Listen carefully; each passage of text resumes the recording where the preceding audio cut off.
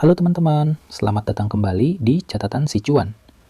Oke, kita sudah bahas apa itu saham, cara pilih saham, dan yang paling penting, mindset nabung rutin dan nggak panik kalau portofolio merah. Tapi pasti ada pertanyaan ini di kepala kamu. Om, portfolio saya sekarang hijau. Udah untung 20%, 50%, mungkin 100%. Wah, selamat ya. Tapi sekarang tangan kamu gatal. Pikiran kamu bilang, jual sekarang, ambil untungnya, nanti keburu harganya turun lagi. Di sisi lain, kamu juga takut, kalau saya jual, harganya terbang lagi, gimana? Nyesel dong. Ini adalah dilema psikologis terberat investor. Kita terjebak di antara dua rasa takut. Takut kehilangan untung yang sudah ada, dan takut kehilangan untung yang lebih besar lagi. Menjual saham itu secara psikologis jauh lebih sulit daripada membeli. Di video terakhir saya janji, kita akan bahas kapan waktu terbaik jual saham. Sebelum saya kasih tahu kapan waktu yang tepat, kita harus tahu dulu alasan yang salah. 90% orang salah di sini. Alasan salah nomor 1, jual karena udah untung dikit. Ini yang saya bahas di video lalu. Saham kamu baru hijau 5% atau 10%, kamu udah buru-buru jual buat uang jajan. Teman-teman, kita investasi jangka panjang. Kita mau pohon uang kita tumbuh besar. Jangan baru keluar tunas sedikit sudah kamu petik. Kamu membunuh potensi compounding kamu. Ini adalah jebakan psikologis. Otak kita lebih suka keuntungan kecil yang pasti daripada keuntungan besar yang tidak pasti. Padahal investasi jangka panjang adalah tentang mengejar keuntungan besar yang tidak pasti itu. Alasan salah nomor 2, jual karena beritanya jelek. Om, market crash, resesi, perang di sana-sini. Kata analis X harga bakal turun. Teman-teman, 99% berita harian itu adalah noise atau berisik. Selama bisnis inti dari saham yang kamu pegang, misal BCA, Indofood masih jalan, nasabahnya masih banyak, produknya masih laku, cuekin aja beritanya. Alasan salah nomor 3, jual karena harganya kayaknya udah ketinggian. Kamu berusaha menebak pucuk. Kayaknya ini harga tertingginya deh, saya jual dulu. Percaya sama saya. Nggak ada seorang pun di dunia ini yang tahu persis kapan harga tertinggi. Seringnya kamu jual, harganya terbang 100% lagi. Gigit jari kan? Jadi kita tidak pernah menjual berdasarkan prediksi harga, ketakutan harian, atau untung receh.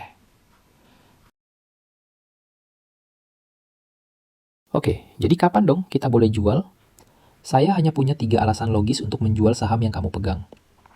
Alasan logis nomor 1, kamu butuh uangnya, the goal. Ini adalah alasan terbaik untuk jual. Misal, kamu nabung saham 5 tahun untuk DP rumah.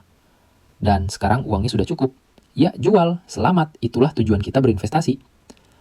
Atau, amit-amit, kamu butuh dana darurat. Ya, jual. Ingat, investasi itu untuk hidup, bukan hidup untuk investasi. Kalau tujuan finansialmu sudah tercapai, ambil untungnya dan nikmati. Alasan logis nomor 2. Perusahaannya berubah jadi jelek, the thesis is broken. Ini alasan paling fundamental. Ingat, kita beli bisnisnya kan? Bayangin, kamu beli warung bakso yang dulu ramai banget. Tiba-tiba, juru masaknya pindah. Baksonya jadi nggak enak, pelayanannya jelek, warungnya jadi sepi pelanggan dan mulai ngutang sana-sini. Nah, ini saatnya kamu jual warung bakso kamu itu. Sama kayak saham. Kalau perusahaan yang kamu pegang tiba-tiba kalah saing, manajemennya korupsi, utangnya jadi gila-gilaan dan labanya turun terus, bisnisnya sudah rusak. Ini saatnya jual berapapun harganya, walaupun rugi. Pertanyaannya, gimana cara tahu warung bakso kita jadi sepi? Tentu saja dengan mengecek buku kasnya. Dan buku kas untuk perusahaan publik itu adalah laporan keuangan. Alasan logis nomor 3, kamu menemukan kapal yang lebih baik. Ini agak advance, tapi logis. Misal, kamu punya saham A yang bagus, naiknya stabil 10% setahun. Tapi, setelah kamu belajar, kamu menemukan saham B yang fundamentalnya jauh lebih bagus dan harganya lagi jauh lebih murah. Kamu yakin saham B ini bisa tumbuh 30% setahun? Kamu boleh jual saham A untuk pindah kapal ke saham B yang lebih kencang. Tapi, ini harus dengan analisis yang matang ya. Jangan pindah kapal setiap hari. Oke, ini bonus buat yang mau naik kelas. Ini adalah alasan jual yang paling pro dan paling sehat. Namanya rebalancing atau menyeimbangkan ulang portofolio. Oh ya, disclaimer super penting dulu ya. Saham-saham yang saya sebut di contoh ini kayak BCA, ECBP, atau ANTM itu murni cuma buat contoh edukasi ya, biar kita gampang ngebayanginnya. Ini bukan rekomendasi beli, jual, atau hold saham tertentu. Oke? Selalu lakukan riset kamu sendiri. Oke, lanjut ya. Gampangnya rebalancing itu gini. Ingat di video lalu kita sepakat beli 3 saham, misal BCA, ICBP, dan ANTM. Modal awal kamu 33% di BCA, 33% di ICBP, 33% di ANTM. Seimbang kan? 5 tahun kemudian, saham BCA kamu terbang gila-gilaan. Sekarang, isi portofolio kamu jadi 80% isinya BCA, 10% ICBP, 10% ANTM. Ini bahaya. Portofolio kamu jadi terlalu berat sebelah, terlalu berisiko. Kalau tiba-tiba BCA doang yang jatuh, seluruh portofolio kamu hancur. Apa yang dilakukan investor pro? Dia akan jual sebagian saham BCA-nya yang sudah untung besar itu, lalu uang hasil jualannya itu dia pindahin untuk beli ICBP atau ANTM, yang porsinya masih kecil atau mungkin lagi murah. Tujuannya, biar portofolionya seimbang lagi. Ingat, tujuan rebalancing bukan untuk menebak harga, tapi untuk mengelola risiko. Ini adalah satu-satunya cara jual di harga tinggi dan beli di harga rendah yang benar-benar logis dan bisa dilakukan. Jadi, kita rangkum ya, kapan waktu terbaik jual saham? 1. Saat kamu butuh uangnya. 2. Saat perusahaannya jadi jelek. 3. Saat kamu mau pindah kapal ke yang lebih baik. Dan 4. Cara pro saat melakukan rebalancing.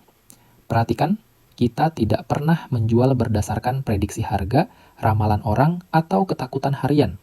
Kita menjual berdasarkan alasan logis dan kebutuhan hidup kita. Nah, untuk bisa tahu kapan perusahaan jadi jelek, alasan nomor 2, seperti yang saya singgung tadi, kita harus bisa ngecek kesehatan perusahaan itu kan. Gimana caranya? Kita harus intip rapornya, yang namanya laporan keuangan. Kedengarannya rumit? Tenang. Di video selanjutnya, saya akan ajari cara baca laporan keuangan hanya 3 hal, versi anti pusing. Makanya, jangan lupa subscribe dan nyalain loncengnya. Ingat, investor yang sukses itu bukan yang paling jago menebak harga, tapi yang paling disiplin dan sabar sama rencananya. Semangat terus ya!